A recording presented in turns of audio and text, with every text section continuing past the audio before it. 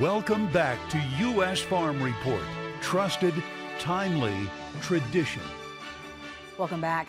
Well, avian influenza is hitting poultry producers across the country especially hard this spring. The good news is that it doesn't seem to be as devastating as 2015. That was the largest outbreak ever recorded in the U.S., with some calling it the most significant animal health event in U.S. history.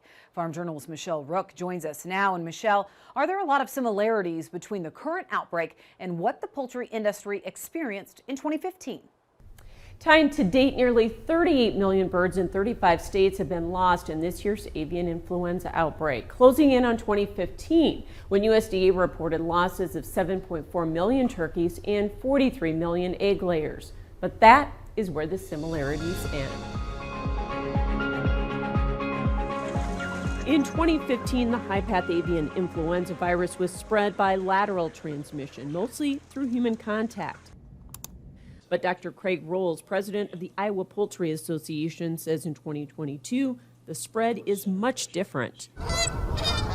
What they're seeing in this particular outbreak is that there's more direct wild bird transmission direct to the farm in terms of introductions. And that's what's different. This virus this time is circulating through a wide population of wild birds. And I mean, we're talking dozens and dozens of species of birds it's been identified in. And so our risk factors are slightly different. They still aren't sure how the virus is getting into the barns, but do know it emerged earlier than in 2015 and has persisted with the cool spring.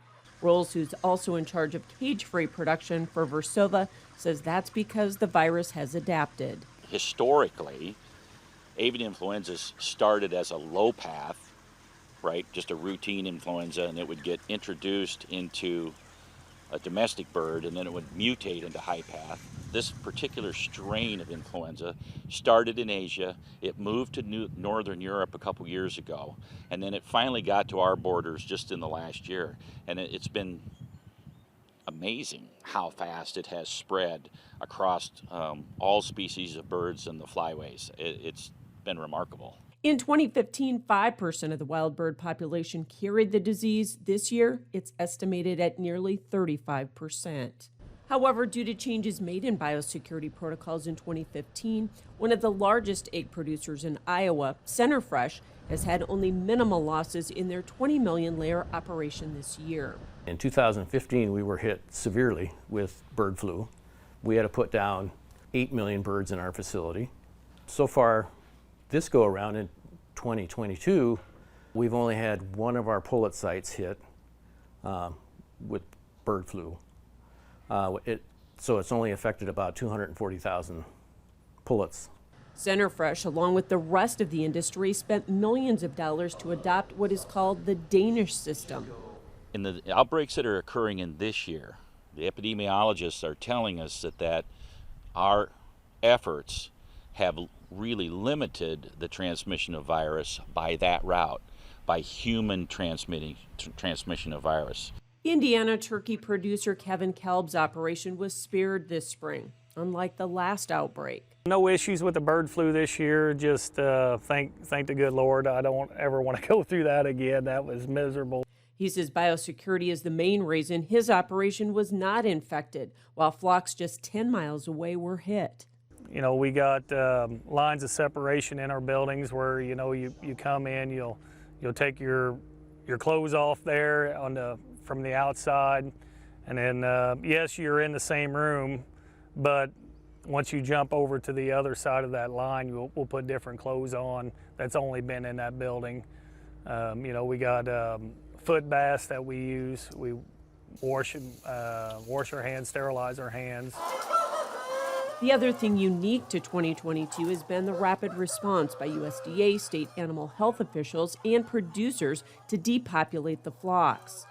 The difference between 2015 and now is almost night and day in terms of the speed at which the process unfolds with all of those partners to make sure that we are bringing the virus under control as quickly as possible. Ndoima, who's also president of the Iowa Egg Council, says that will also allow the repopulation of flocks to happen much quicker this time around. If you're fast enough and you're on top of it, it's probably 3 months or more before, you know, where in 2015 it was probably 7 to 9 months before you were able to populate again. And you know, we have some sites now that by the 1st of June will be released and ready to repopulate. Iowa saw its last case the first week in May. Enjoyment hopes the outbreak is over as warmer temperatures kill the virus. However, they can't let their guard down as there's no treatment and vaccines impact exports. There's a lot of trade issues that go along with if we vaccinate. You know, if America vaccinates, it's got to be a worldwide cooperation between all the countries, because all of a sudden all these countries will throw up trade barriers.